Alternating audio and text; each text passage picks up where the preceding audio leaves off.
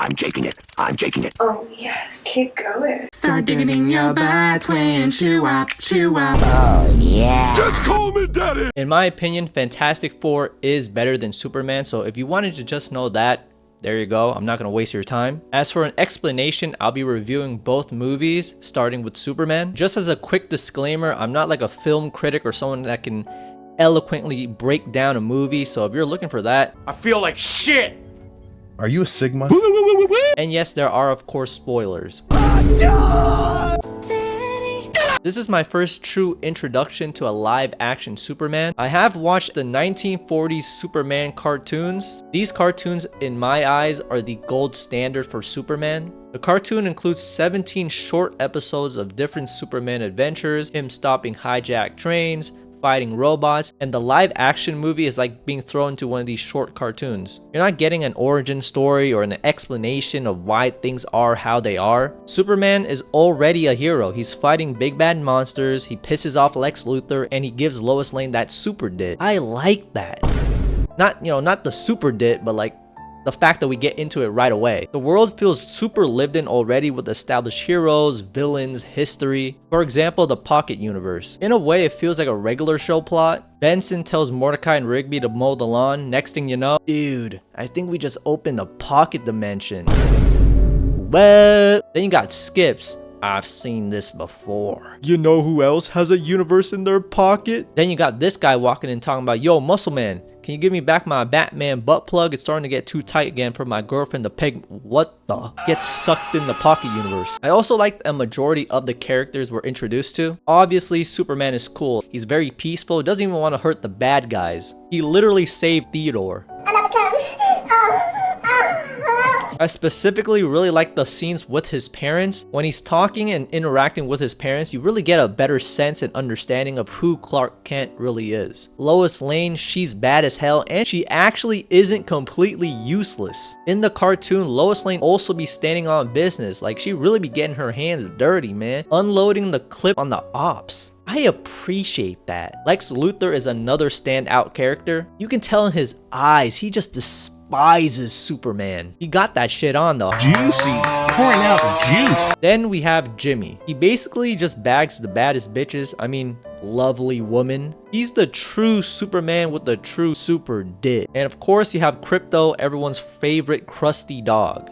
Look, I'm gonna show him ain't nothing in my hand. You see it? You see it? Here you go. Here you go. God damn. I also like 2/3 of the Justice Gang. At first, I was very skeptical of Green Lantern, mainly because of that shitty ass haircut. Bro looks like an 8-year-old me when my dad convinced my mom that him cutting my hair would be cheaper and better than going to a barber. Overall, he just looks very goofy and a little bit out of shape too. I will admit though, his look fits this version of Green Lantern. He's easily the funniest character in the movie. Moving on to this black guy, I forgot his name, I'm not gonna lie, no racial. Come on, man! But he was actually a big surprise. Did way more than I thought he would have. They did a great job of making his powers look really cool, and honestly, I'm a fan now. However, Hawk Tuah Girl was not it.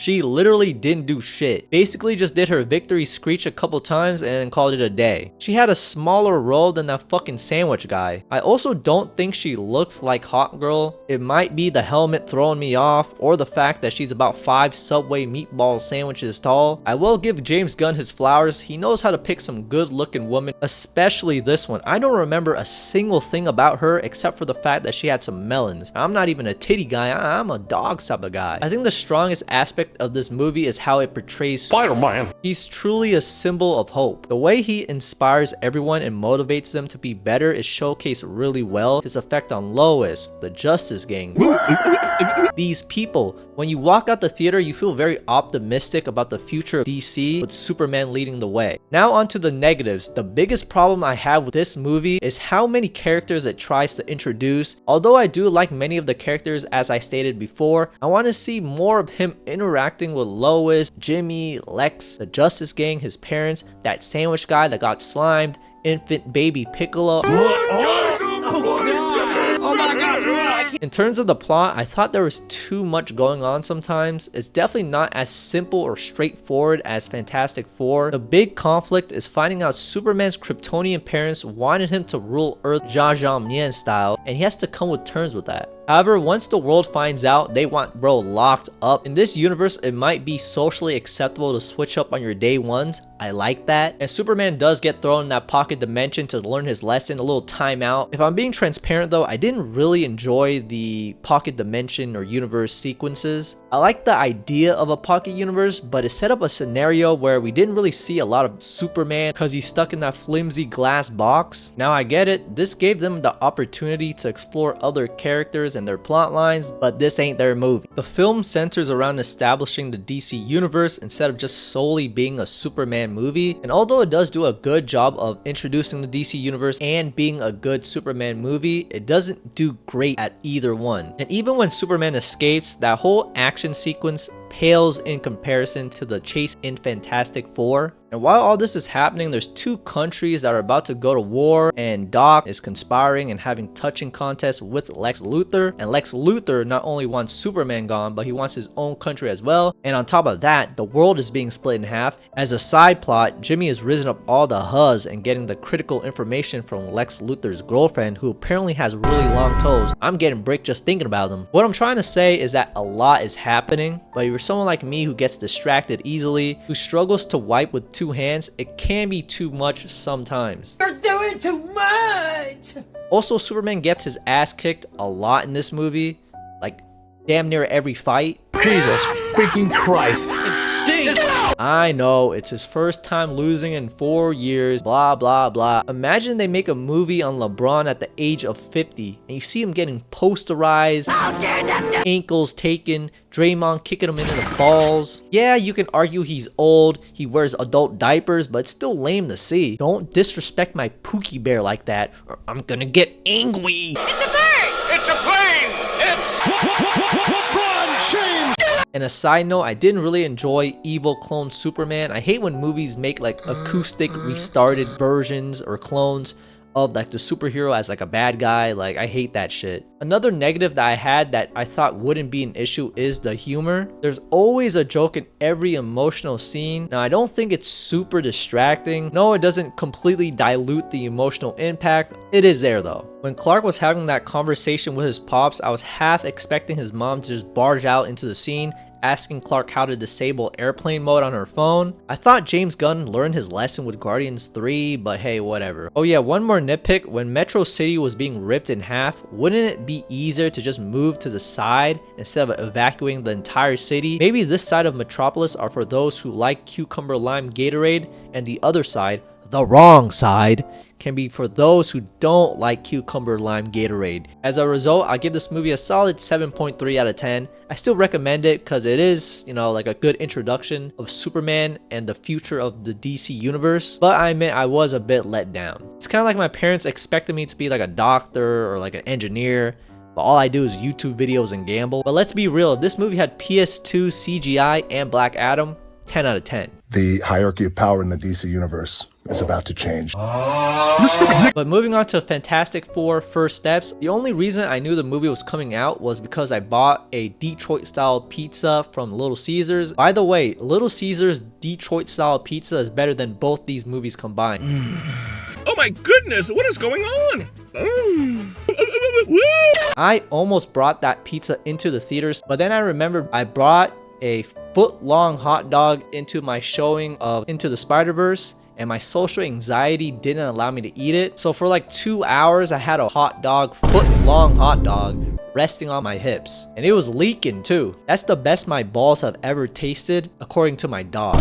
You can't keep getting away with it! I'm taking it. Oh. First off, I love the aesthetic. This futuristic retro look is my shit. It reminds me of the Fallout series, but the world itself is so interesting and aesthetically pleasing. I know, eventually the Fantastic Four will make their way to the main MCU universe, but I would much rather them stay in their own universe. This movie's main purpose was to introduce the Fantastic Four as a family, Reed and Sue as the couple, and then the other two as the more childish gunkles. Everything's good vibes, baby's on the way, everyone's excited, and then the movie starts to pick up when the Silver Surfer arrives on Earth, and holy freaking owa dude. She tells the Earth they're cooked, Galactus is gonna consume y'all, and there's nothing you can really do about it. Also, if I'm just a regular civilian, I'm taking all kinds of illegal substances, I'm sneaking into Sydney Sweeney's house and stealing her used worn socks, I'm gonna get my hands on that spicy chicken sandwich every school used to serve. This abrupt warning from the Silver Surfer sets up my favorite part of the movie, the space sequence. It just looks so freaking cool. Speaking of cool,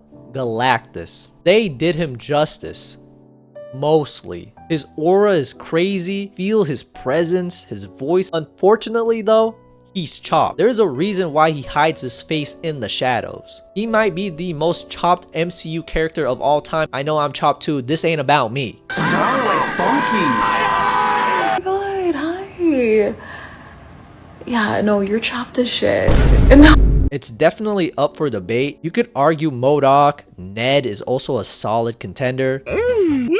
Luckily, we had Sue Storm's fine ass and Silver Surfer's chrome toes to balance it out. But anyways, he wants the kid, and in exchange, he won't eat the Earth. They decline and an epic chase ensues while Galactus kind of just sits on his ass. The chase sequence through space, Oh, good. you feel the tension and pressure throughout the whole sequence. They manage to escape by using a black hole, and while Franklin is born, it's honestly a very beautiful scene if you ignore the hideous CGI baby. I guess that's something these movies have in common, but unlike Superman, there's no jokes or some stupid one-liner to distract you from the moment. I'm in the toilet taking a shit. You want to see? They allow those emotions to penetrate your bosom until you start leaking. They managed to get back to Earth. Everyone's a little too optimistic. We're even more screwed now because Galactus is gonna take his sweet ass time chewing us up. I think I'd like to try it a second time. Reed Richards is a little good boy and tells the world everything that just occurred. Me personally, I would have lied through my teeth. Man, the price, it was just too high. He asked for the Costco guys and all the triple chunk chocolate cookies on Earth. At least then, people will be like, damn, that's a hard bargain. Can't sacrifice those big booms. And is giving him up to Galactus really that bad? With Galactus and Silver Surfer, it's not like anyone could hurt him. He gets to travel all over the galaxy and suck on them chrome melons for milk. Sounds like a pretty sweet gig to me. Then we get to this period in the movie between getting back to Earth and the arrival of Galactus. And to be honest, there's no action within this section, but it didn't really bother me. This act in particular really highlighted each member of the Fantastic Four. Reed is struggling to come up with a solution to a seemingly impossible problem. And I've seen people complain about him not using his powers but overlook his intelligence, which is, in my opinion, his true superpower. His intelligence helps build off Sue Storm's character when she realizes he's been thinking about potentially giving up Franklin. She's very adamant about not giving up her baby for some reason and proceeds to give the protesters outside the Fantastic Penthouse a speech about how it's wrong to give up Franklin just to save billions of lives. I'd have a harder time convincing the Planet Fitness employees to do actual work instead of just scrolling on Insta and staring at ad. It's so juicy on it.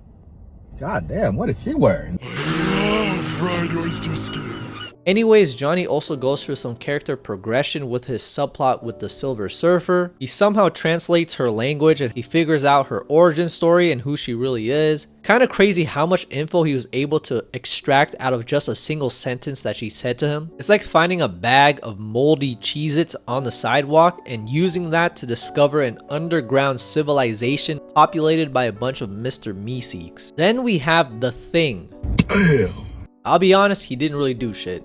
He kind of just grew a beard and they said, you know, fuck it, that's good enough. They eventually come up with a plan. Although it requires tons of science, math, physics, lab coats, energy, and the power of friendship, the plan boils down to this. We should take the Earth and push it somewhere else. Just as they're about to teleport away, the Silver Surfer returns and destroys all, or at least most, of the wind turbines before Johnny stops her. This forces them to devise a new plan. We push it to Galactus. and push it somewhere else. At first, I thought this was a shadow of his veiny-ass dit. Imagine going through your day, feeding Burger King chicken fries to the birds at the park, and you see a massive dit in the sky.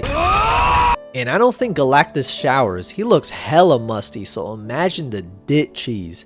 His arrival sparks the third act, and it's pretty good, but it doesn't necessarily stand out, and I do have some issues with it. My main issue is that it's a little bit too easy. Maybe I just had too high of expectations, but I feel like they came up short in terms of showing his true power. It's just from my perspective, he just seems like a really big dude. He's like Shaq going against 4 Muggsy Bogues. He's overwhelming because of his size and girth, but he has the power cosmic. That is some tasty chicken. My confusion stems from the fact that he didn't use the full extent of his powers, and it left me very much unsatisfied, like when the goth Starbucks barista doesn't spit in my drink. The Cyclops driver from the SpongeBob movie put up a better fight than Galactus. And going back to the plan itself, I appreciate that it was simple, but to me it hurts Galactus as a power. It makes Galactus seem more annoying than like a cosmic power threat. Like when your balls itch in public, yeah, it's annoying, but there's always a method to resolve that problem. It smells sour like funky.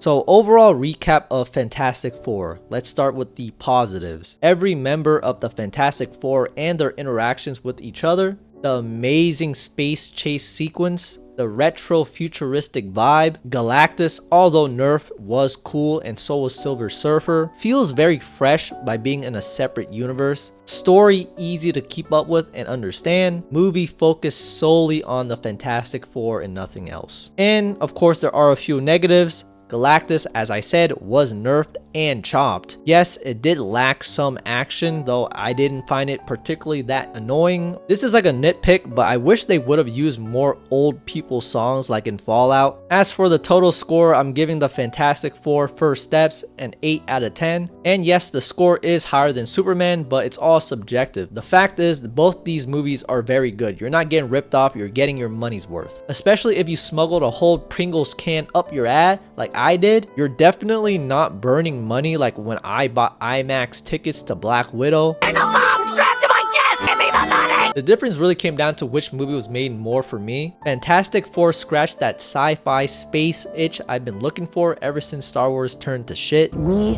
are the spark that will light the fire. You stupid Nick. Start digging in your butt.